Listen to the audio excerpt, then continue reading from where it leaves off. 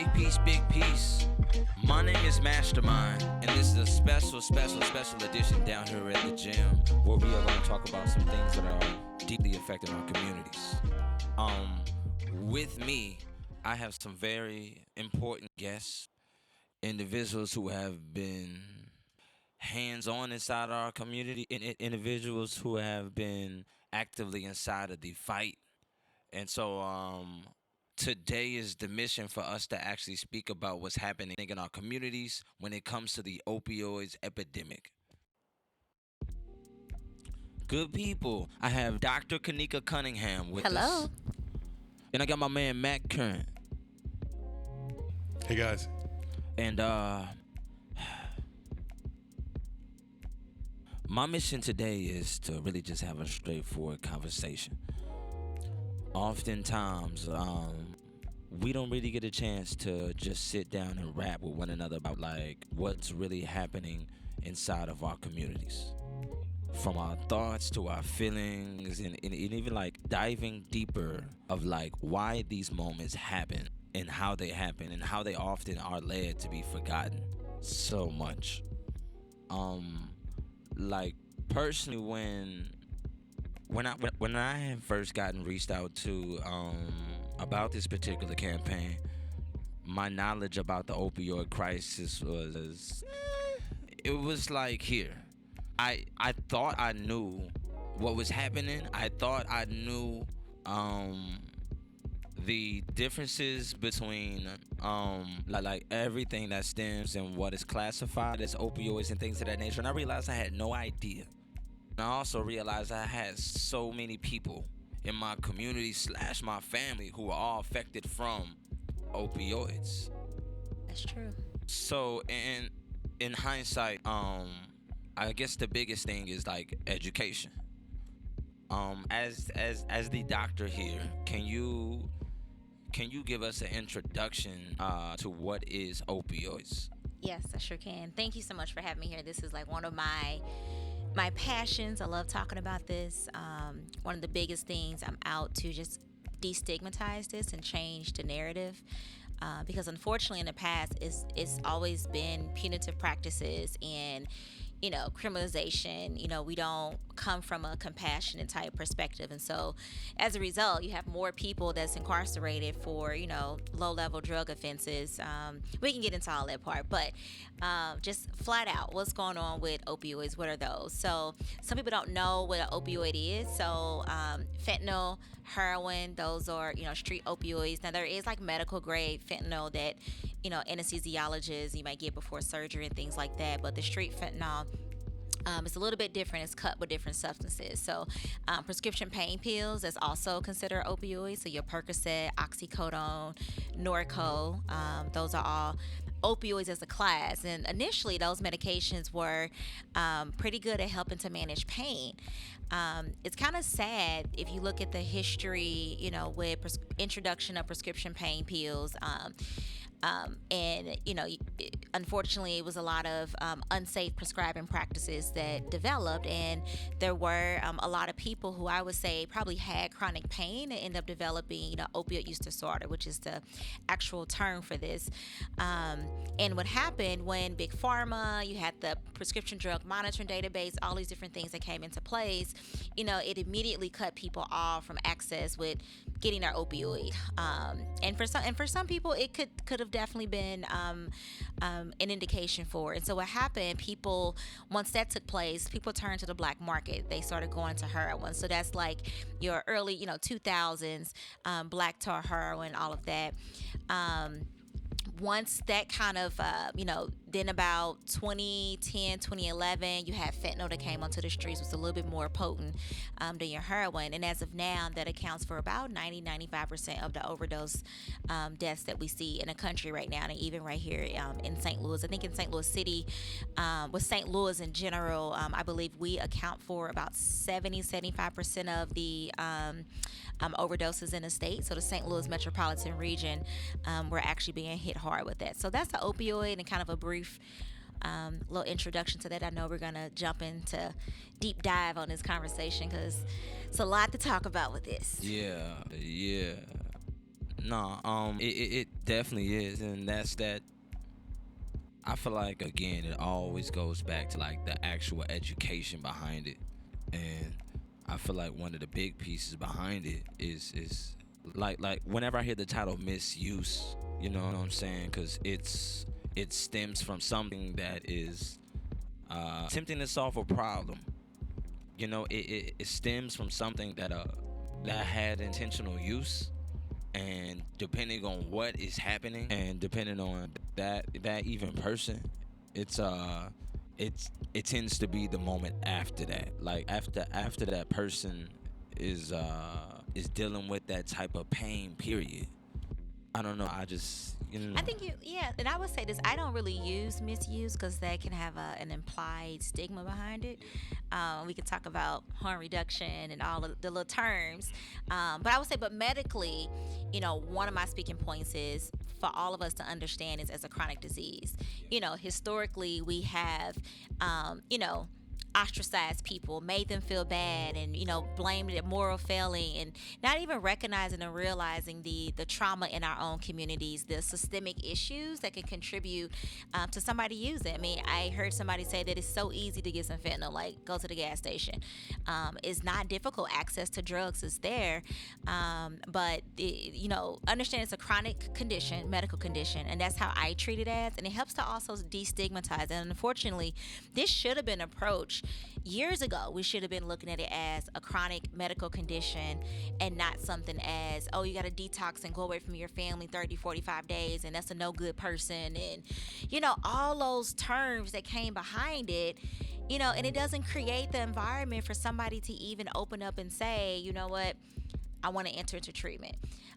We can also talk about what do you do if you have a loved one that still want to use. We want to save lives, but that's the other thing is understanding and recognizing this in all different scopes. There's different levels. It's not a black or white, a 1, 2, 3, but it's understanding and respecting the individual, and what they want to do. And like I said, for me, we can talk about how me doing a lot of street community outreach work and a part of this grant, I've learned so much. And one reality that stuck in that somebody may actually want to still use, and forced treatment doesn't work for people. If you try to force somebody to go on a treatment, if they may not want it when they come back to that environment. If we haven't just fixed or started working on systemic issues, they're going to have a recurrence of use. But we can talk about that part too. But one of my main things, this is a chronic medical condition, and we need to start thinking about it as such and approach it as such. absolutely, absolute. So Matt, how do you feel about the term being classified as a chronic disease? I think it's for me personally, as an addict who subscribes or prescribes or whatever you want to believes in, subscribes to that the same notion. To me, it was a relief whenever I found that out, and it was the one thing about it that was kind of black and white, and I kind of liked that part about it. Was like, okay, this is a chronic disease, and which means that there are solutions, right? Oh, that's real good. So it was like that. I know that we're all going to jump around a lot, so I want to stick with I want to stick with this. But I guess to better answer, it was, all the things that I was trying to, as an addict, all the things that I was trying to escape, and all of the problems that I was trying to medicate by using, right? All those problems were part of the disease. And then in searching for a cure for this disease, I found what basically signifies the fact that I have it. I found I fell in love with drugs and alcohol, and then once I figured out that at the root of my problem was drugs and alcohol, I felt really comfortable not really comfortable. I felt really relieved, because I was like, oh shit, I'm an alcoholic. Oh yeah, they got stuff for the alcoholics. Okay, like, oh, I'm a drug addict. Like, oh, they got treatment for drug addicts. Because up until that point, I thought I was crazy. I just thought I was out of my mind. That's what I was trying to say, where I just kind of jumbled it up, was that, the way that I felt the it was a relief because it let me know the way that I felt wasn't special. And I think that a lot of people really struggle with, especially addicts and alcoholics, struggle with this, like, well, my problems are of the most special kind, right? You can't possibly fathom how I feel and what's going on in my internal life and my external life. You know, people can have, you can have one limb, 10 kids, 4 teeth, be 200K in debt, and, have a pet alligator that just ate your pet cat, and you still may not have it as bad as the next guy. Everyone has a story. Everyone thinks that because they have all these things that make them feel special in their problem, that that they can't be cured by a common cure. And when you find out that there's a common underlying theme as to like why you had an alligator and a cat to begin with, then you realize that like none of that, all those details aren't what makes you special, sure, but at the end of the day, like, we're not special because we're addicts and alcoholics. That means we can get help, that because there are that many people that have gotten help thus far, Right. It when I first heard Dr. Cunningham speak about this, it really hit home for me, man. And just from the standpoint, like, we often like we look at people from a distance and we ostracize those who can't do it as easy as us. And there's this whole situation that puts us in a field that also pushes that person away. So I feel like even in the exchange of that person trying to figure out like what is happening to me, how do I balance, you still got everyone else being like, hey, yo, like it's so much it just always feel like it's so much pushing. And it seems like, even just hearing you speak, like it seems that if like even feeling heard and feeling like there is a place for you, it seems like even that is a piece of medicine that allows for one to continue and to do what they need to do for self. Yeah, for sure. For me, there was a place. Something that we were talking about prior to the show starting was that for a lot of people that there isn't a place. Yeah. And I think that that's one of the reasons that the three of us specifically are in this room together right now, because I have questions. I have questions that I want to get answered from you, or opinions and input. To be able to talk to a performing artist, a musical artist who's looked up to by so many people and kids. I have questions about, even as a white male of privilege, how do I operate in opposition of my privilege to move things along and to help when I see. For instance, I used to mentor these 3 kids in East St. Louis. Very minimal mentorship stuff. Like I went after, it was an after school program that we did. And these kids, all their friends, if their friends weren't it was Washington Park in Brooklyn. It was really, really roughneck. It's, brutal over there. And if they weren't losing their friends to violence, they were losing them to ODs. Yeah. There's no AA or NA for young black men. Like that, not to say that AA and NA don't say that they're welcoming. But the cultural piece that we talked about is when they walk in the door, who do they, like when I walked in the door, who did I see that looked like me when I walked in an AA meeting? I was in rehab. I walked into an AA meeting out in California and I saw like 50 different walks of life, and some of them were young white guys, some of them were old black women. It was, but I saw enough of everybody that there was some of me in there. But what you don't see when you walk into an AA or an NA meeting is a 19-year-old black kid with dreadlocks and gold teeth and Ferragamo, but you don't see it. These kids. Yeah. So there's no, whenever all of a sudden they might be addicted to perkies from living this lifestyle. Or just straight fentanyl, Yeah, or just straight fentanyl. But by that time they're using Pressies, and then they're just using fentanyl and heroin. Sure, but like, where is the You're place hitting on for those some good kids to go? stuff. Yeah, and that's what that was the biggest thing that I wanted to bring to you glad, guys. But you know what? Because for me, that's what I wanted to bring to you. It was like you hit on, and exactly what you're hitting on is what we see right now with the disparities between, black and white people, but then if you really look at black men and black women compared to white men and white women, it's a significant disparity there. And so, but first, I want to say thank you for acknowledging where your privilege can show up at, even white privilege, because that is true. Treatment is unfortunate, but access to treatment and the culture surrounding that is not too welcoming of black people. And if you add on top of it a substance use, let's just say in general, like just trying to access care with blood pressure issues, diabetes issues, there's so many. I mean, our system that we have created, our medical system have not been friendly to black people. Then add on top alcohol use disorder, opioids, cocaine, meth. Add that on top of it, and I wanted to hit on when you was bringing up about the hope thing, and that's so huge. And unfortunately, our society have created this culture of hopelessness for somebody who used drugs. So when you're hitting on that, it's kind of like, well, what is it to do now? Just nothing for me to live for, nothing for me to do. But I mean, that's one huge thing, the hope part. But we do have this disparity in our medical system and our treatment system. But if you look at recovery housing, respite housing, treatment centers, I mean, it's significant disparities there. I was getting shopped treatment centers. I was getting shopped treatment experiences. Yep.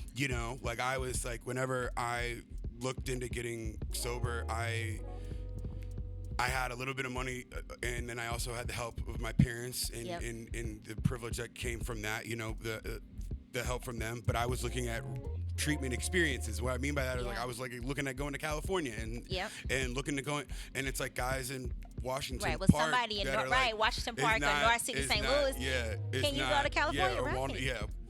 Anywhere. They're not. They're looking at.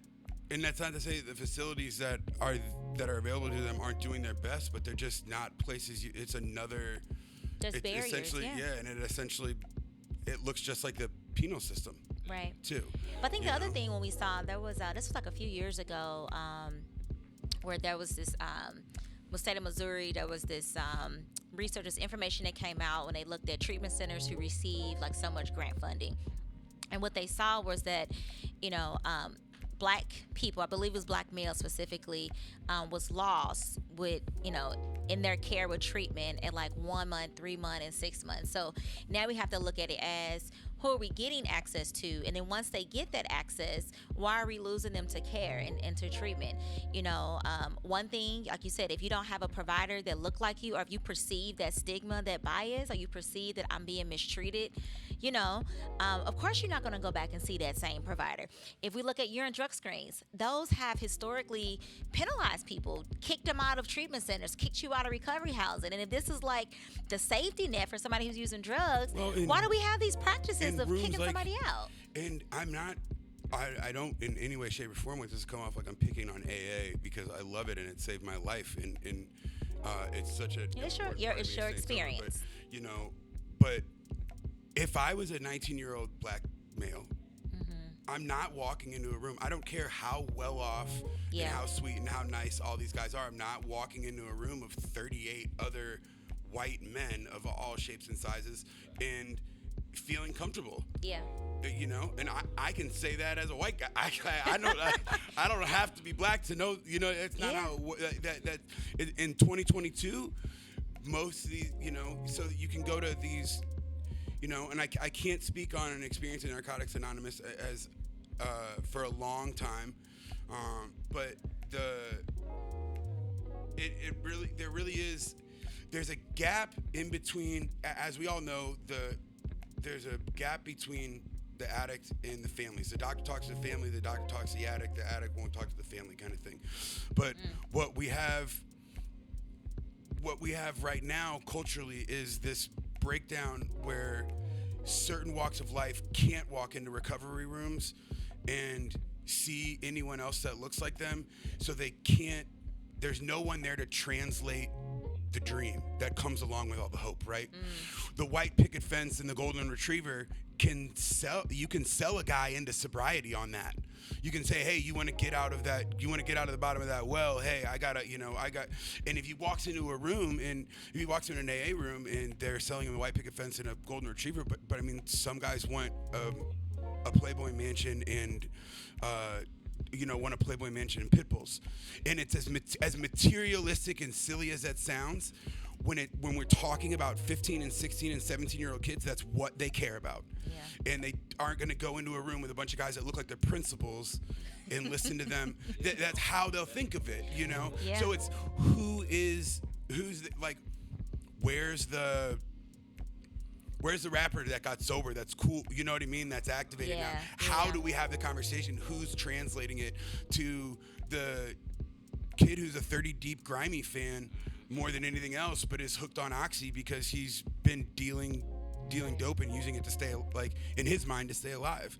But the other thing too, you bring up, sometimes as I'm doing community educations trainings around treatment, and we can talk about naloxone, reverse the overdose. There's still a lot of people who either don't know what naloxone is, and that's been around for free for some years, and people don't even know that treatment exists, medical treatment with medications outside of NAAA. I feel like a lot of people, right. So I feel like a lot of people, historically, that's how it's been. You detox, go to a facility to detox.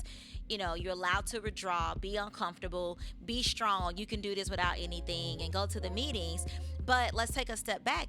There's access to medications to help somebody. And then you have this stigma around people, who feel that medications is a way to enable, or, I don't like that word, but if this is a medical disease, why would I withhold medication? I wouldn't do that for diabetes. I wouldn't do that with hypertension. Why I wouldn't withhold medications, and it's not enabling. Just if I'm treating somebody for, high blood sugars, say sugar diabetes, and I'm giving them insulin to help lower their sugars, that mean I'm enabling them to continue to eat sugary? No, we're not doing that. This is a medical condition, and it's so, it is so uncomfortable to watch somebody withdraw, but then also the individual who's experiencing those symptoms. And it's horrible. And it's why would you withhold that from somebody, that information, that knowledge, and just watch them do that? So I think there's a transformation on the medical side in our approach to it, but we need to extend that into our society, into our criminal justice system, that same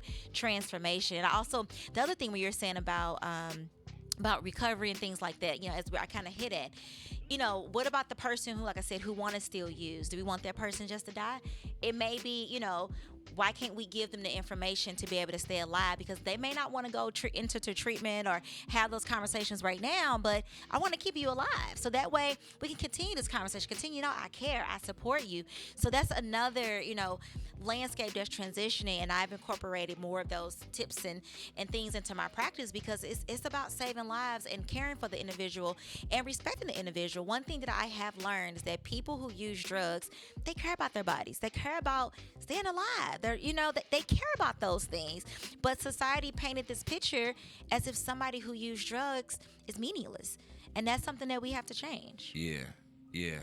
And you begin to touch on harm reduction, and which is it seems to be a huge tactic, but also quite the maybe radical tactic for some people who may want to say, don't do nothing. Yeah, I would say it's not. I think it's becoming more received now. 5 years ago, it would have been a no, we're not going to have these conversations about that. And I would say, unfortunately, I think since we're seeing, unfortunately, more people are continuing to die. And what we've had in its current existence is not working.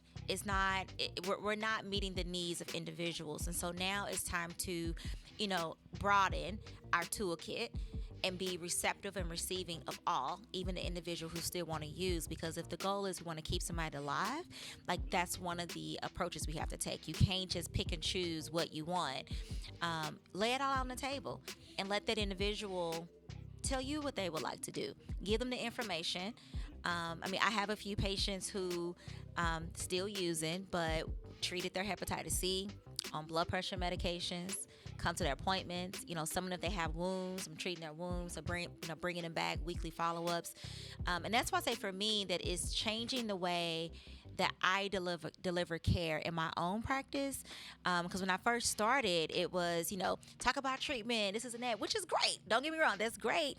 But I had to move a step beyond that and look at the trauma, look at the system issues, you know, listen and talk to the individual, because I get a lot just from listening to somebody, and not forcing something on somebody. There's a lot of fear of what medications could do. Unfortunately, some people who've interacted with different treatment providers were penalized, or they wasn't, you know, the only thing they were offered were Vivitrol. We could talk about that, but that may not be the best option for any and everybody. And you know, I come from a perspective of, you know, I'm your doctor. I'm going to take care of your whole being, your whole self, not just only one piece.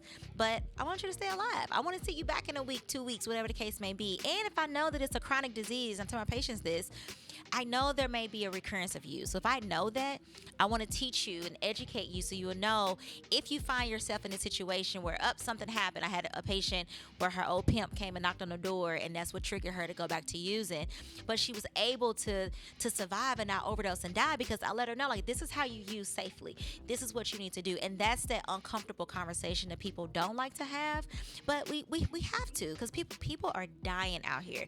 Like I said, in St. Louis, the overdose death rate was higher than the homicide rate. I mean, higher than the homicide rate, people being killed. We have more black men who died from an overdose than those who were being murdered. And we know both of those are high right now, but that's the devastation. I mean, it's wiping out generations of young black men. It's wiping out generations of individuals anyway. And we got to do something different to save lives. I see you looking at me, Matt. No, I was thinking about the numbers. You know, I was thinking about the numbers and wanting to like add on, and now with fentanyl. But like it was a big enough problem prior to fentanyl. Yeah, that made it worse. And it makes me think about earlier we talked about misuse, and I would be remiss if I didn't talk about it at least briefly. I guess it was 3 weeks ago now. 3 weeks ago, almost a month, my best friend was self-medicating with drugs bought off the black market, buying Xanax and Oxy, painkillers off the black market, right? And he was using in a way where everyone around him thought that he had it under control. Taking a Xanax before he played video games, taking a Vicodin. We haven't even touched on benzos. Yeah, taking a Percocet before before a hand of poker, you know, with friends, that sort of thing, and before bed, or like, you know, if you have a Sunday, taking your pills and vegging out, that sort of thing, right? Nobody thought it was a problem at all, and he died of a fentanyl overdose. Oh, sorry. Because he didn't know that no matter where you get these drugs from, there's no way for someone to tell other than these fentanyl testing kits, which is what made me think of what you were talking about, which was like Narcan, fentanyl testing kits, these kind of things. And it was like, when I think about it, when I was a drug addict, you're right. Even though I was like completely destroying myself, I really was trying my hardest to stay alive. Like the things that we do, you know, like I remember going and doing talks in and around near homeless shelters and wondering why there were sardines everywhere. And they're like, oh, sardines are really high in nutrients. It's a really easy way to get a little bit of food and get a big bang for your buck kind of thing. I didn't know that. That kind of thinking. Yeah. Is like, what can I get to keep me moving on to the next high? It's like, we really do put all the time and effort in the world. It's not being put into getting high because getting high is the greatest thing on earth. It's all that time and effort is being put into escaping the trauma that caused it, right? And I think when people realize that, it's, you know, when you can get an addict to understand that the time and effort that they're putting into getting high can be flipped, and if they put that same time and effort into getting healthy, they'll get the same result, but they won't be killing themselves. Like, once you get that flip, you know. But like, again, when I went to treatment, I had somebody cut me up fruit salad every morning, so it was really easy for me to say that, you know. Yeah. And some of these guys are going to treatment centers, and there's not even, or I don't even, you know, sober homes where they got to worry about their stuff getting stolen, and where they got to worry about, you know, guys coming back in high, and guys asking them to get high, and that sort of stuff, you know. So my experience was a blessed one, so I know it's easier for me to talk about, you know, the solution. But I mean, I think that was a big one. That was definitely a big one that you touched on, was yeah, in harm reduction, there's also education for misuse, because misuse is possible. However, I think that my friend, no matter how clean cut and well put together he was with all this stuff, if you're doing it in any manner, you have a problem, and it's a disease. Disease. I don't think there's I take a Vicodin here and there. I'm not, I don't have it. It's like, if you go out of your way to take an opiate on a regular basis, whether you're coming near OD, abuse is abuse. You know what I mean? And if you're taking it illegally so that you can enjoy the effects of it, you probably are at the beginning of what, a chronic disease. Chronic disease. Nah, that's real. That's real deal, Holyfield. When you were speaking, you briefly mentioned for that person to tend to that trauma that they've been feeling and things of that nature. And I feel like, as I was one of the last conversations that we had, we ended up speaking a lot about the unresolved trauma in majority of the human beings who happen to be those who are misusing, who happen to be those who are addicted and things of that nature. How do you all feel about the role that trauma plays in the midst of the opioid crisis? Trauma is huge, and I would say trauma in general, and there's different forms of trauma, racialized trauma, you have your physical trauma, many different forms of trauma that exist, but specifically in mom and dad fighting, or what if dad got sentenced 10, 15 years, so now there's no, father's not in the household, mom is working 2 and 3 different jobs. For that child, that can be trauma, to witness that, or somebody selling drugs, on the street corner. It's different things, but just the very nature of being in an environment and hearing gunshots every night. Kids who live, my heart goes out to a lot of our children that find themselves in environments to where they can't even walk down the street and, have fun and, go to the bomb pop truck without that fear that a stray bullet may come. So there's different things and different levels, I would say, with trauma that start early on in our lives. And a lot of my patients, a lot of people I talk to, when we say trauma could be the root of this, we have to think about all those experiences. Even you and I, all of us got some type of trauma, coming with something that came up. Our lives wasn't just, rosy. There's something there, those traumatic experiences that can contribute. And for some people, if you look at, in the Black community, we have lack of resources, thinking about healthy eating, nearest grocery store in North City, St. Louis on Grand with Schnucks. Of course, it's easy to go to the liquor store, go to the corner store to get some vegetables, to get what you need. So I say all of that. Trauma is so huge, and recognizing trauma as one of the root causes of this, and it's survival too. A lot of it is survival also. Just,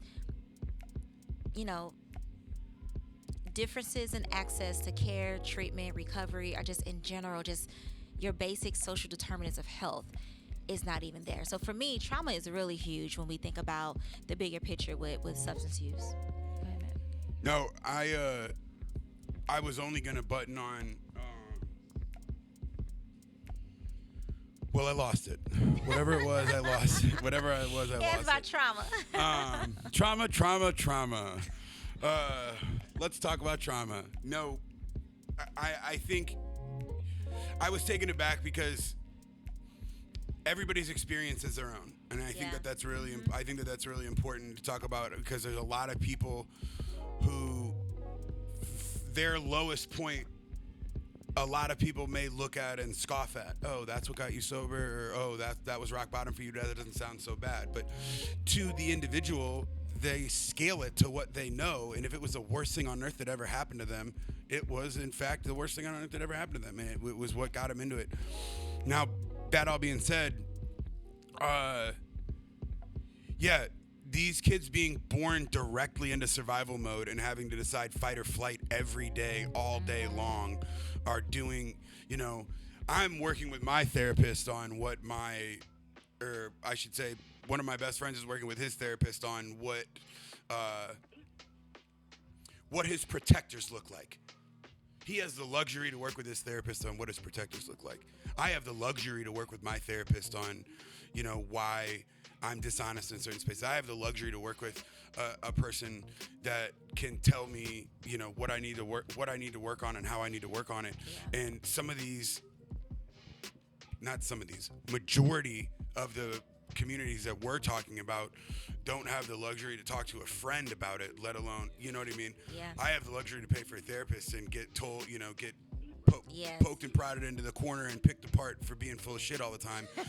And, no, you're right. there are kids Depression, that- anxiety, PTSD. Those are things you don't talk about in the community. It's stay strong, or like you said, hit rock bottom. Right. And then it's stay strong. and asking for help is a sign of weakness. Yeah.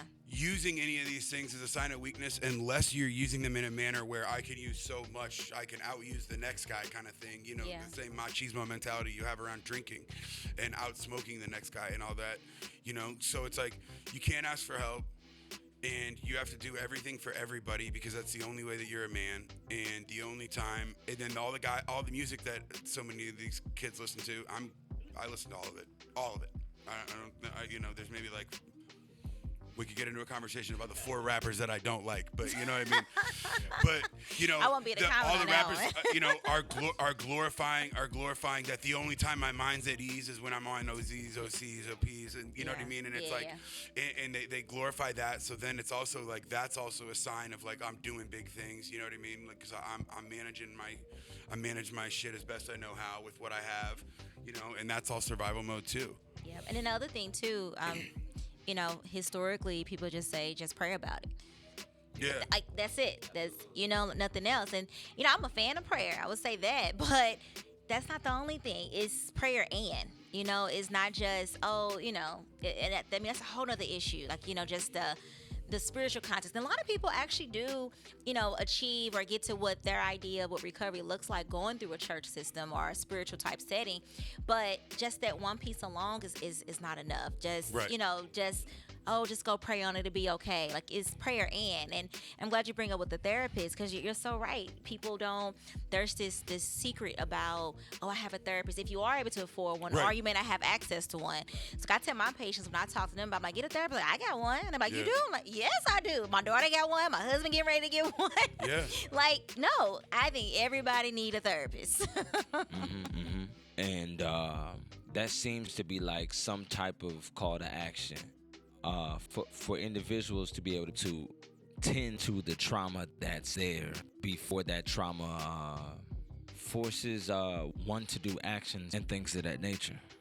Do y'all have any type of like advice / tips for individuals who are navigating such traumas and to be able to have like some good habits to stay in the mindset to be able to pray and do the actions and have the strength? Man, I think as silly as it sounds and as broad as it might, or it sounds silly because of how broad it is, the biggest one is that there really are solutions out there.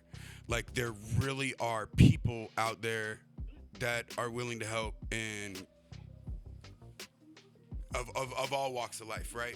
Yeah. So like whatever your flavor, there's somebody out there for you that wants to help you because no one gets through any of this without any help, and no one gets through any of this without without going back and helping others, right? It's just part of doing it. You don't get sober without helping other people get sober. You don't get help without helping other people get help. So like you just don't know who's gonna be on the other end of that phone, and Yeah. I picking up that phone and looking out and looking for help. There are people that are out there dying to help, whether they look like you or not. I think that was the biggest thing for me was like when I first got sober, I called the one guy that I knew that was sober. And he was like, oh, hold on, call this number. And I called the number after I got off the phone with him. And then all of a sudden it was like this world of like 10 million people opened up to me. And that was really cool to me. So I think the biggest thing that I would that I would touch on is I would really just urge these people to pick up the phone. If that means DMing me on Instagram because they don't want to talk to somebody else, do it, because that's what, if it means DMing you because they're a fan of you, do it. Because I know that I may not have all the answers. I probably don't have any of the answers, actually. You have some answers. But I know all the right people who have all the right answers. That's the important part. We know the right people. So I think that the network within the recovery community is huge, from the medical side to the spiritual side and everything in between. So picking up that phone and reaching out is I think the number one thing that I would encourage a person to do.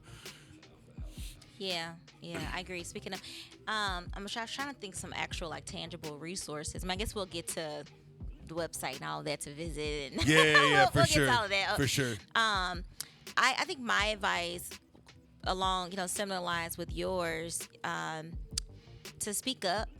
Like you said, if I know that unfortunately, there's been this culture created where you don't share struggles, you don't share.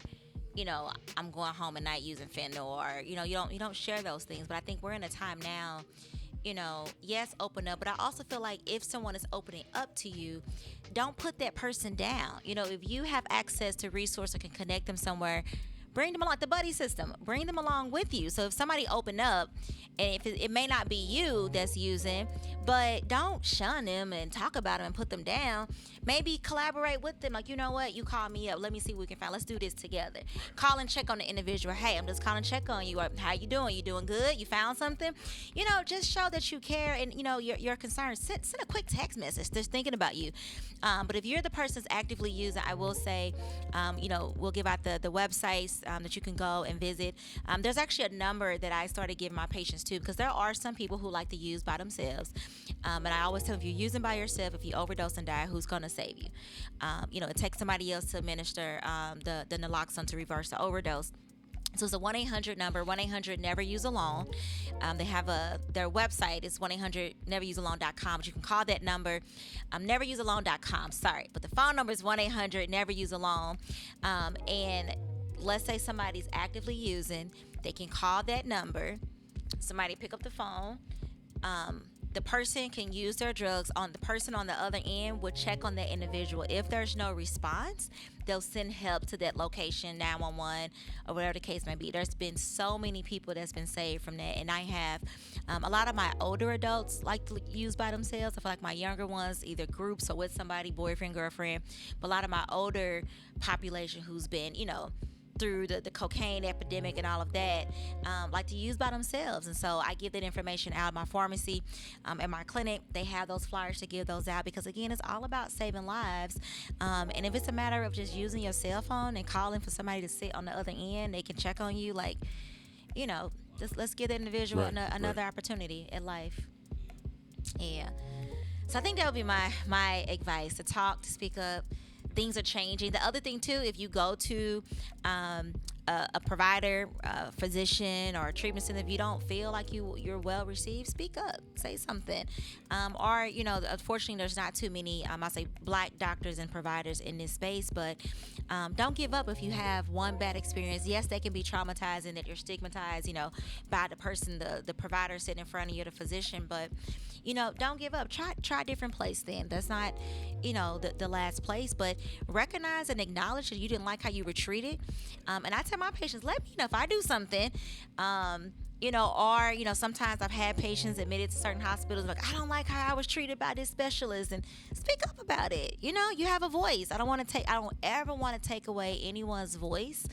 But speak up about it. Sometimes we get concerned about positional hierarchy, whether, don't want to tell on this MD, but if you feel like you're being mistreated, whether it's at a clinic, a health center, speak up about that. You don't have to take that type of hurt, abuse, and trauma. There's plenty of other providers, but speak up about that, because if you feel like that next person that comes to that particular provider or enter into that space, they may feel that too. But start speaking up on it. Have a voice, speak up. Yeah, and eat good food. Okay, eat good food. Lots of water. Still brush your teeth. Lots of water. Lots of water. 8 hours of sleep if you can muster it. No, in all seriousness, the thing that I was thinking about with that helped me out so much in treatment, and this goes into wrapping your question up, is yeah, I would urge anyone that's still actively using to take care of themselves. Yes. It's Yep. not an excuse or a diversion from taking care of yourself. If you like getting high and you're not going to stop, Yep. Take care of yourself. A banana goes a long way. Like That is true. The I ain't know about the sardines. You hit me with yeah, I something mean, with that there's one. stuff you can I didn't do. know about the sardines. There's stuff you can do. To take care of yourself so that you can maybe make it to that point where you want to get Yeah. help. Yep. Drink plenty of water. I think And you're still worthy especially of love. Yep, I think that that is true. self-love and addiction in the worst Love, of its hope. spaces can live together. Yeah. Just know, I guess you're saying, just know that there's somebody out there that love you and that care about you. Absolutely. It may not be in your immediate circle that you surround yourself with, but your circle is bigger than that. There are people that actually care and that actually do love you, and and I agree with you, taking care of bodies, and I do a lot too with just wound prevention, like taking care of your skin, Right. how to care for that and prevent. We haven't even touched on hepatitis C, hepatitis B, HIV. Syphilis, gonorrhea, chlamydia, cellulitis, all those other things go along with that. And that's so huge because it may not be an overdose, but could it be you become septic and in the ICU or antibiotics because you used a needle that had a certain bacteria on it and went to your heart, Like that's so many different levels of education and things that we need to do. And I'm glad you said that, take care of your bodies, because that's so huge, taking care of your bodies. Yeah. It's powerful. In general, if I haven't said it yet, I really appreciate y'all zoning in and just providing an abundance amount of information. And I feel like no matter what, it's the general gist of proof that there are people out here who care and love. And whether or not it's like that person in your actual vicinity and things of that nature, but it's somebody out here who can actually be there for you during this moment. Yeah, that's facts for sure. Yep. So I don't know. That's incredibly powerful. What I did want to touch on, like in the midst of like people being there, I feel like you got a lot of wisdom, especially when it comes to like navigating nightlife and things of that nature. Like, do you have any advice almost that could like help out someone who is battling opioid addiction, but is also moving and maneuvering through the nightlife, a place that can have a slew of vices and things of that nature? Boy, that's a tough one. Yeah. Because opioid use is for a lot of people, it's a very solitary drug, and like even whenever Kanika was talking about your older patients, right? And then you're talking about your younger patients, maybe they do it with a partner. It's a very solitary drug. It's a drug that you have almost a one-to-one relationship with, right? So when I was using all these other drugs, when I was using ecstasy and cocaine and drinking and hallucinogens, any of that stuff, it's all these things where you kind of like, you get it for a group of people and you all do it together, and it's about, there's this human connectivity part of it, whereas when you use heroin, it's just you and the drug. So you don't see it in nightlife, active in nightlife, like in clubs, nearly as much. What you do see is everything that people like in nightlife and clubs being cut with it. And I think that's really what needs to be talked about more so, because culturally, you don't see people going like, yo, I'm gonna go shoot up and go to the club. You see people that shoot up or that snort heroin or fentanyl do it in the confines of their own spaces and in the privacy with other people that they feel, people that we consider dope fiends and all that sort. The ostracized. It's not a public thing, right? But what is a public thing is kids getting ecstasy and Molly and MDMA all over the country and overdosing on fentanyl and dying. And I think that that's harm prevention right there. I think that if you're going to use drugs regularly like that, then get fentanyl test strips. You know, you can get them off the internet really easily. Uh, I'm sure it's not nearly as fun that you have to test your drugs before you use them, but it's, you know, it's real. It's real. So much Yeah. stuff mixed in. But I think the idea with drug testing for the individual, it gives you a choice. Because let's say, if somebody's main drug is the cocaine, the ecstasy, and then they find out that fentanyl's been, added to it, it gives you a choice to either throw that away, or if you still want to consume it, to be able to use safely to minimize an overdose, a fatal or non-fatal overdose. So it still puts power and control into the individual that's using. I feel like sometimes that's taken away from the individual. sure. So Yeah, for sure. drug testing. But it's so interesting. I heard just some like from the black community that there's a fear with using the test strips. Like if I get stopped by the police, or I want to check my drugs, because actually when you use it, it consists of, you got to mix it your whole substance. But I normally tell people, I was like, well, just do the residue, like put that in something else, do the residue in the bag to get an idea. But so it's so interesting that, and I could be wrong, it seems like that test strips and drug checking is an accepted thing in the white community, and it's something to like difficult to grasp in the black community. Like, Yeah, what, you want I me believe to it. check my drugs? So it's Yeah. kind of like, yeah, I want you to check it, because if it's fentanyl and that's not what you wanted to buy, I don't Yeah. want you to use it. Or if you use it, this is how I want to make sure you're safe. But it's the whole idea of check my drugs, what? But it gives you power and control. It put that in you to be able to make that decision whether to use it or not use it, or buy from that dealer or don't buy from that dealer, if you know they're putting stuff in there. Absolutely. There's some like measure of integrity with it. Yep. Almost, Yep. And I think about it when well, the reason it's so much different with fentanyl now is because for such a long time, cocaine would get cut with things that would make it less potent, or Yeah. get cut with things that make it more potent, like meth, but that make it worse for you, right?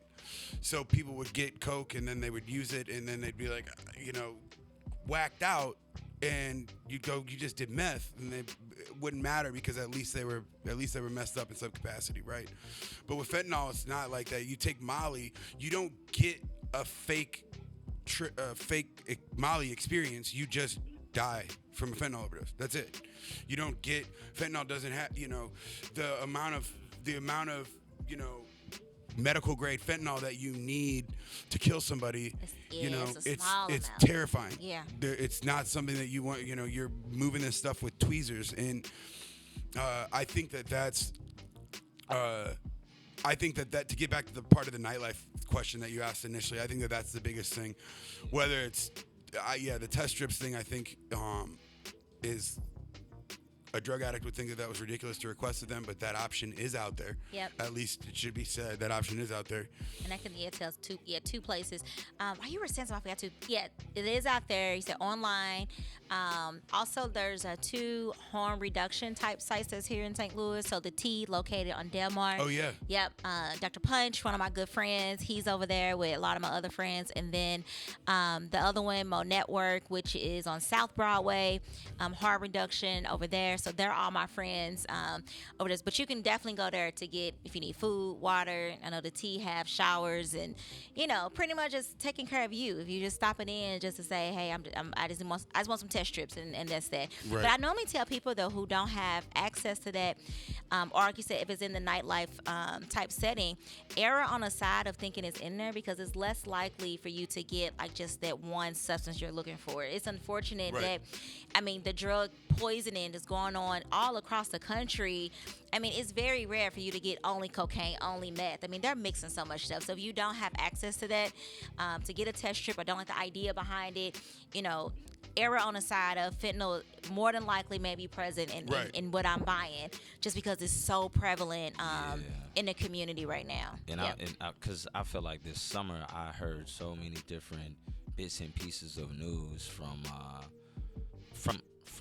exactly such. And for me, it was wild just seeing the spike. Like I was seeing it all over, like St. Louis, Voice of the People, to the shade room, to just common conversations with friends, and it's just really real. I want to give a special, special, special thank you once again to Dr. Kanika Cunningham. Thank you. Thank you for having me. Thank you sincerely for the education behind Thank this you. subject. Thank you for your care. Thank you for what you do. Thank you. Thank Seriously. you.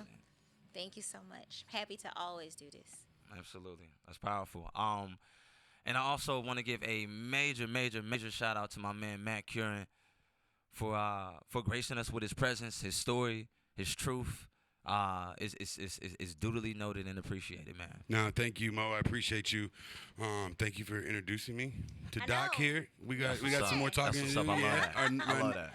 Our networks are our net worth over here, and mine just got a little more. You know, the price just went up a little bit on my network, so I'm There he excited. is.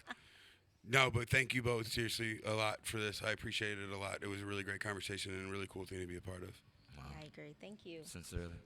Appreciate it. Stay tuned for more conversations. If you or a loved one is looking for help or more information about opioid misuse, please visit time2actmissouri.com.